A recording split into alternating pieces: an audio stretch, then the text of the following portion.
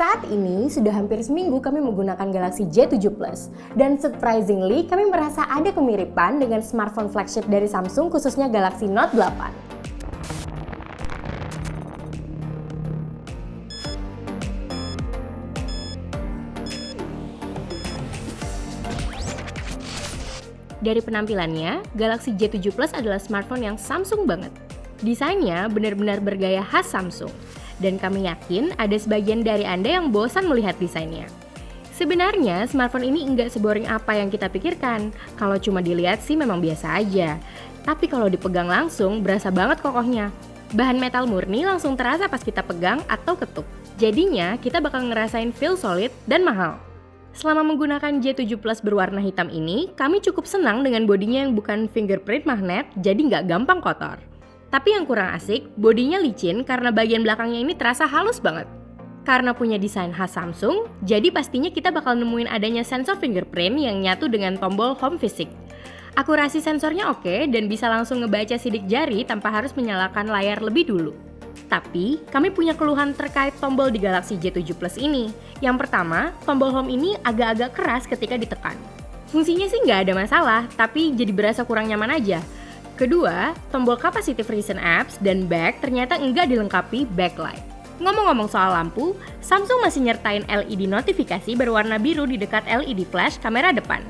Kamera depannya sendiri punya resolusi 16 megapiksel dan bisa dipakai untuk buka lock screen pakai wajah kita alias face unlock. Nah, kalau kita perhatiin di sini nggak ada grill speaker. Betul, Samsung nempatin speaker J7 Plus di sisi kanan dekat tombol power. Mungkin grill speaker ini bakal sering ketutup telunjuk kita. Jadi, kami saranin untuk memutar posisi smartphone pas nonton atau main game dengan posisi landscape biar nggak ketutup tangan. Setelah sebelumnya pakai Note 8 dan sekarang jajal J7 Plus, fix kami menemukan cukup banyak kesamaan di sisi software. Mulai dari tampilan user interface dan menu-menunya sama persis. Nggak cuma itu, ada juga beberapa fitur unggulan Samsung yang ada di J7 Plus. Contohnya, always on display yang bisa bikin tampilan smartphone lebih oke dan informatif saat terkunci. Tapi, fitur AOD di J7 Plus nggak selengkap seperti Note 8 karena nggak bisa di-custom pakai gambar. Fitur lain yang bakal bermanfaat yaitu Game Launcher dan Game Tools. Kalian pasti udah paham banget lah ya gimana fungsi dan cara pakainya. Lalu ada fitur multi-window buat multitasking, Smart Screenshot dengan fungsi scroll,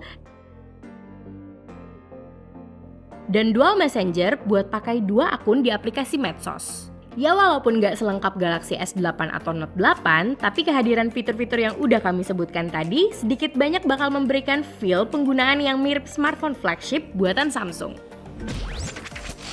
Akhir tahun kemarin ada info yang bilang kalau Samsung bakal pakai chipset MediaTek untuk smartphone buatannya tahun ini. Info ini ternyata akurat dan Galaxy J7 Plus adalah salah satunya. Walaupun MediaTek, untungnya chipset yang digunakan bukan yang entry level. Samsung memadukan SoC MediaTek Helio P20 dengan RAM 4GB dan storage 32GB di smartphone ini.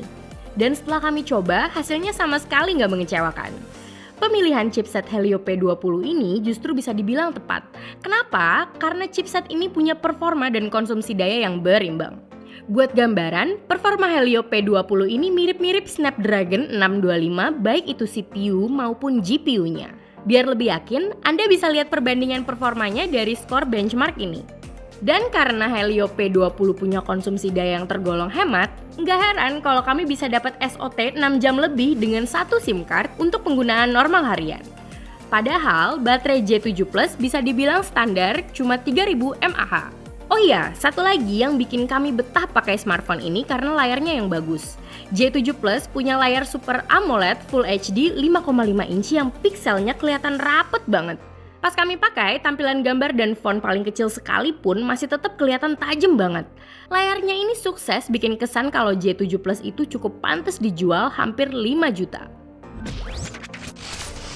Selain UI, sektor kamera juga jadi penyebab kenapa kami ngerasain feel yang mirip antara J7 Plus dan Note 8. Kedua smartphone ini sama-sama punya dual kamera dengan fitur live focus.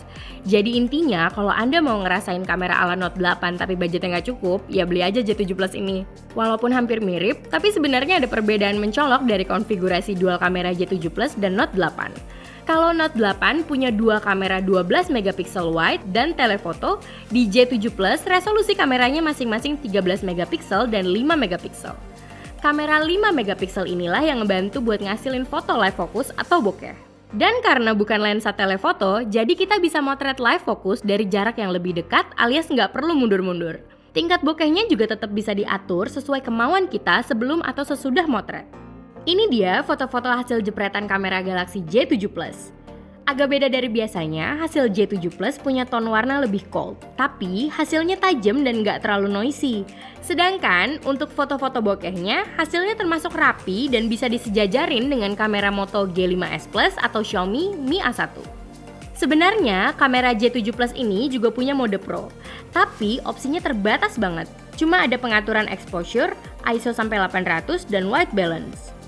Buat yang hobi selfie, kamera depannya udah didukung resolusi 16 megapiksel plus flash dan stiker-stiker lucu kayak yang ada di Galaxy S8 dan di Note 8.